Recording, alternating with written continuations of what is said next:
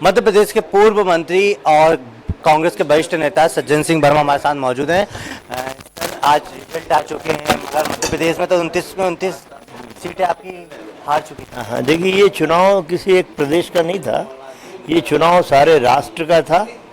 ये देश की सरकार के चयन का था और देश के परिणामों की यदि हम बात करें तो देश की जनता ने नरेंद्र मोदी और भाजपा को आईना दिखा दिया है। जो बड़े दम्भ के साथ कहते थे कि अब की बार 400 पार और नारा लगवाते थे, अब की बार मोदी, फिर मोदी सरकार, ये दम्भ टूटा है। देश की जनता को हम सिर झुका के नमन करते हैं कि आपने ज़बरदस्त तरीके से अपना निर्णय दिया है और मैं समझता हूँ कि 7-8 बजे रात तक परिणाम और भी चौंकाने वाले होंगे और मैं समझता हूँ कि इंडिया अलायंस की सरकार निश्चित रूप से बनेगी और नरेंद्र मोदी साहब को 8 बजे के पहले पहले इस्तीफा देना पड़ेगा। ये सर 29 लोकसभा सीट पर क्या कमी रही कांग्रेस के कि एक सीट भी नहीं जीत पाई, क्योंकि छिंदवाड़ा तो आपका गढ़ था।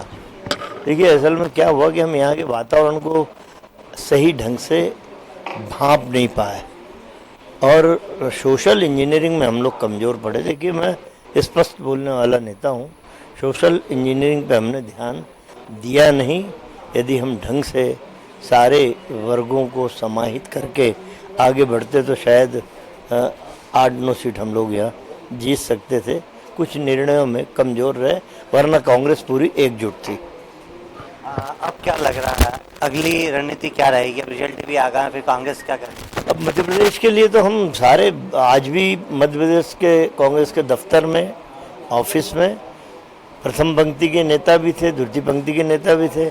आदरणीय कमलनाथ जी थे, जीतू पटवारी साहब, अरुण यादव जी, मुकेश नायक, सज्जन वर्मा, हम सारे लोग थे और हमने निश्चित रूप से चिंतन किया, मंथन किया कि अब एक नई गठन प्रदेश कांग्रेस का करना है और उन हाथों को काम देना है जो जिनमें दम है, उन लोगों को लेना है जिनमें कुछ कर गुजरने की तमन्ना है।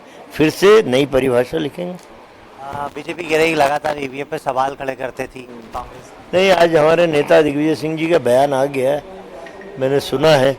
उन्होंने ये कहा था कि यदि 300 पार बीजेपी जाती है तो ईवीएम का वोट है, आम जनता का वोट नहीं है। ये इसलिए उनके बयान को मैं महत्व देता हूँ कि भारत के विपक्ष ने आदरणीय दिग्विजय सिंह जी की ड्यूटी लगाई थी कि ये ईवीएम का जो फंडा है, शंका की सुई घूमती है, कृपा करके आप देश भर के नेताओं से जो इसके एक्सपर्ट उनसे बात करिए। तो दिग्विजय सिंह जी ने आज जो बयान दिया तो उसे हमें स्वीकार करना चाहिए कि कोई फंडा नहीं बचा। स्मृति ईरानी पीछे चल रही हैं और राहुल गांधी रायबरेली जीत रहा है। जिस तरह से राहुल गांधी को पप्पू लोग कहते थे, उसको लेकर क्या कहते? देखो, मैं बात करूं, स्मृति ईरानी हार रही हैं हार्डकोर बीजेपी और नरेंद्र मोदी साहब की। मेरा तो ये कहना है कि अयोध्या से बीजेपी हार रही है, स्मृति ईरानी हार रही है। बनारस से 3 राउंड तक माननीय नरेंद्र मोदी जी पीछे थे और मैं तो गर्व से कहता हूं कि मेरे नेता राहुल गांधी रायबरेली से, वायनाड से, दोनों जगह से नरेंद्र मोदी से डबल वोट से जीत रहे हैं। जो इतनी बड़ी बड़ी बात करते थे, डबल इंजन की सरकार और अब की बार फिर मोदी सरकार 400 पार, उन्हें देश की जनता ने बता दिया कि जो किताब लेके, पवित्र ग्रंथ राहुल गांधी ने सभाओं में अपनी बात करी कि यदि भाजपा और मोदी जैसे लोग फिर चुन के आए तो संविधान भी खतरे में होगा, लोकतंत्र भी। उस बात, हमारी सरकार बने ना बने, लेकिन जिस उद्देश्य को लेके हमारे नेता और कांग्रेस चली थी, विपक्ष चला था, संविधान की बात लोगों ने स्वीकार करी और अब इन भाजपाइयों को संविधान की किताब को हाथ भी नहीं लगाने देंगे।